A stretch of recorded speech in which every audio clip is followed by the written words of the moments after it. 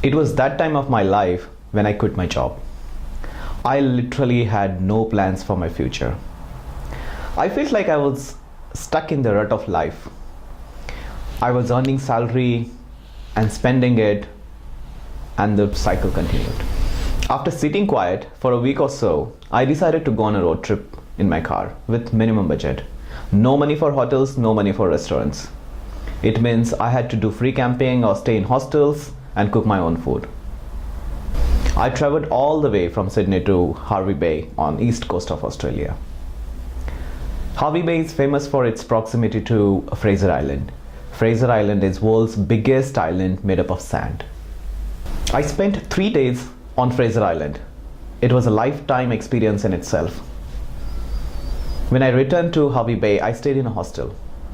After taking a nice afternoon nap, my body was craving for a hot cup of coffee. So I made a cup of coffee for myself and sat on a hammock in the open space in the hostel. It was really quiet over there, except a chirping sound of some beautiful birds around. I saw two girls little away from me. One of them was scribbling something in her diary, and the other was browsing pages of a book. I'm sure it was a lonely planet. I finished my coffee and joined them. Travel makes you extrovert, and I had already started experiencing that change in me. Hi, hello turned into detailed conversation. These two girls were Harvard graduates. For a business management graduate like me, it was a pleasant surprise. And probably this was my first interaction with someone from Harvard. At the same time, it was little difficult for me to digest the fact that Harvard graduates are staying in a hostel. Personal transformation. Probably one of the girls read my mind and she said, "We are on a personal transformation journey." It was a typical Harvard type jargon for me, personal transformation. That girl continued. She said, "Have you ever felt like, who am I? What am I doing? Where am I going?" And all these kind of questions. If yes, the answer is personal transformation. And suddenly I felt like lots of bells are ringing in my head, as if like I was struggling to get answers to these questions for long, and now this girl was exactly giving answers to these questions without me asking these questions. Every individual gets into a habit of routine. You get up in the morning, go to work, do work, attend meetings, come back home and call it a day. And the cycle continues.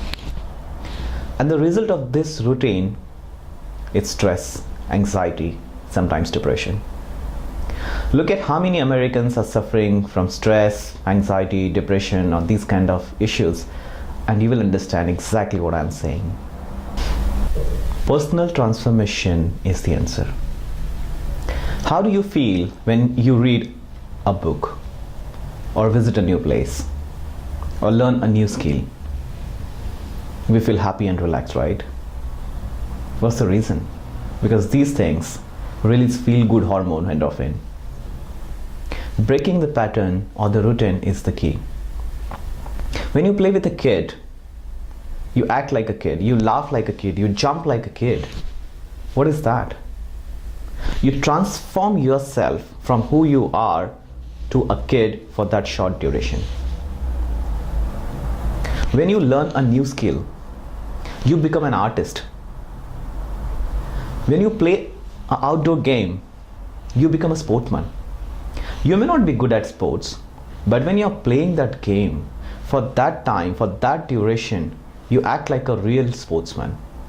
In reality, you could be an executive in your own organization, but for that time, you are a completely different person.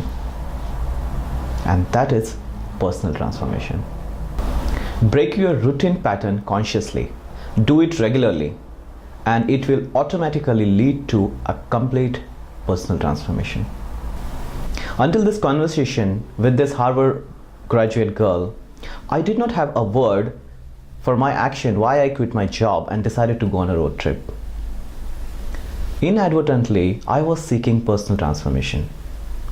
Somewhere in corner of my mind, I still had that guilt like I quit my well-paid job.